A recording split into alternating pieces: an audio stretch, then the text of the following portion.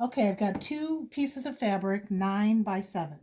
I'm going to take and put the right sides together. Match them up nicely. I'm going to start on the long side, about 2/3 of the way down the fabric, and I'm lining the side of the fabric up with the edge of my presser foot.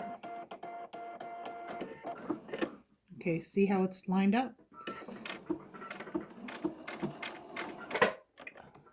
I back stitch at the very beginning.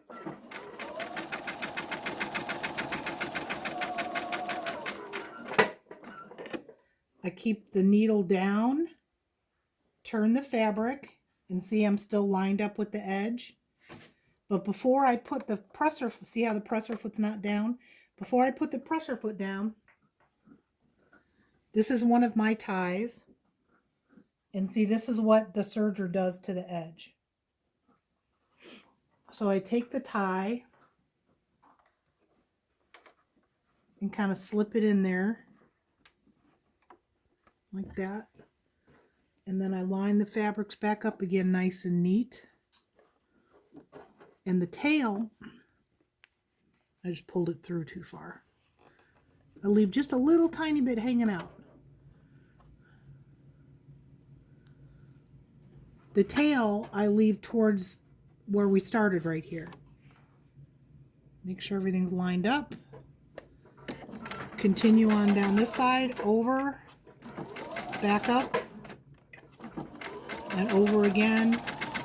Continuing on down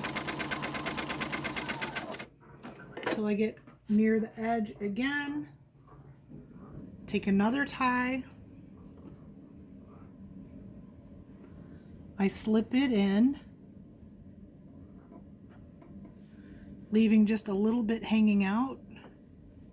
See how close I've got it to the edge? Can you see that on the camera? Okay. Line my fabric back up. Forward over it. Backwards over it. Forwards over it. Needle down. I turn it around. I take this tie and I bring it over to the other one. So now I've got 2 hanging out over on this end. Make sure it's all nice and lined up again. This time it's straight down.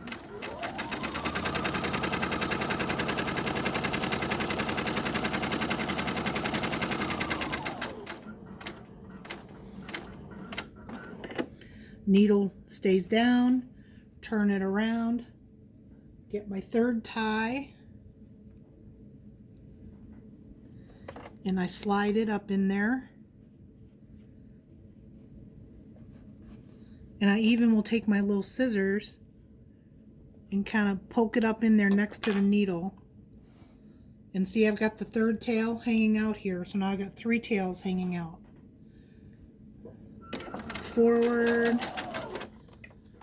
backwards, forwards, continue on down this side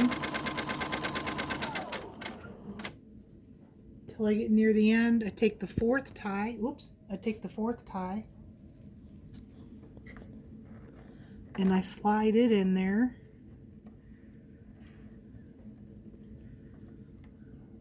See how close I am? About? I don't know, can you see? Yeah. Line my fabrics up nice and neat there so the edges are nice and neat. Forward over it, back up over it, forward again, needle down. I turn the fabric, and what I do is I poke this up in there like that just to get it out of my way.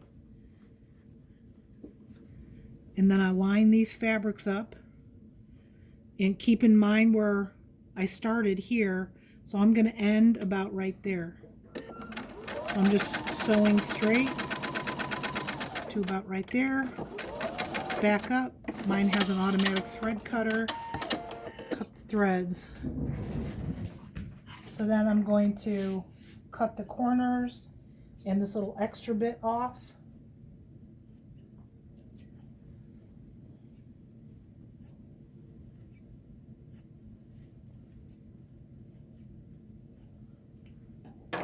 So see how it kind of looks like a stingray? So then I'm going to pull the edges through by just pulling on the ties. Okay, then I kind of flatten it out here in front of me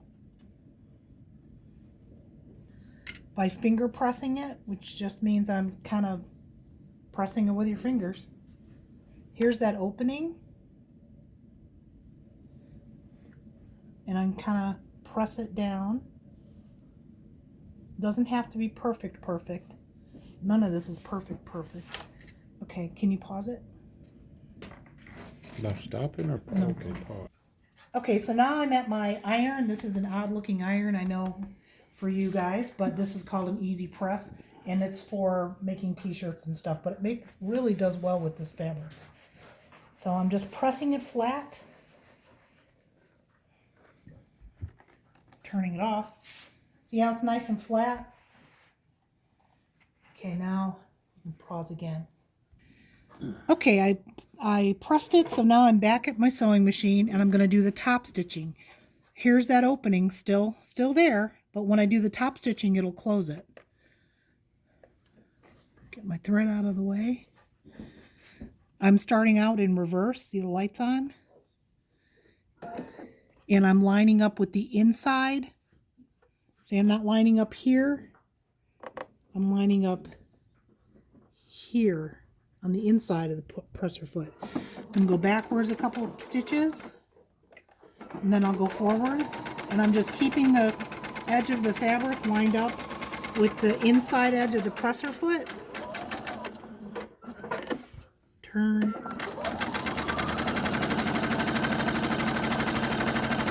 We just close that edge, that opening.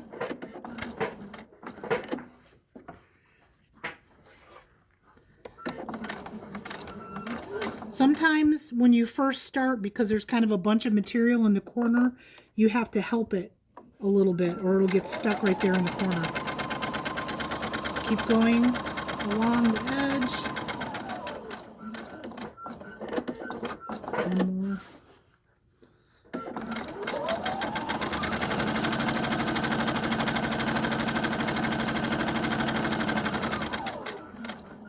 I'm back to where I started from.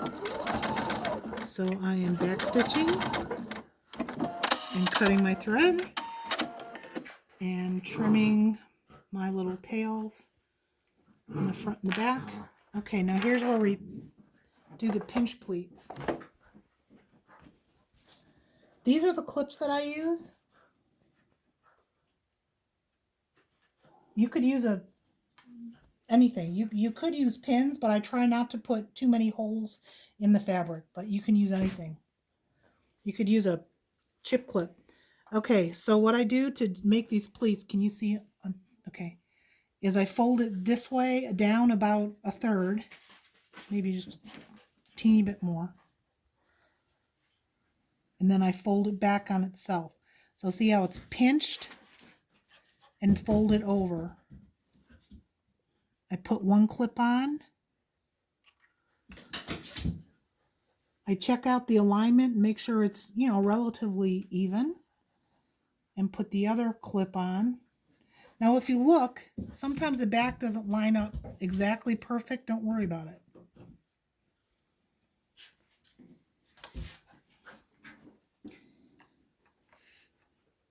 I take another pinch and fold it down. I might have pinched a little too much.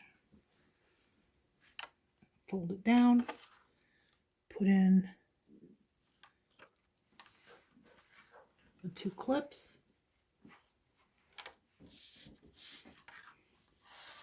See how they're not overlapping, Jason? They meet up against each other, this compilation of fabric and this. but they don't overlap. If you wanted to put in the extra layer of fabric for the filter, you would have done that before the pleats. So I take the clips out, and I just again kind of line it up with the edge of the presser foot. And I go slow here because you are going through multiple fabrics. I go forward. I go backwards. I go forwards. Cut my fabrics. I cut my thread. Trim up these threads.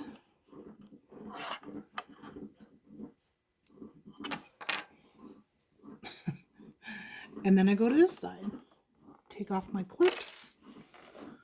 Line up with the edge of the presser foot.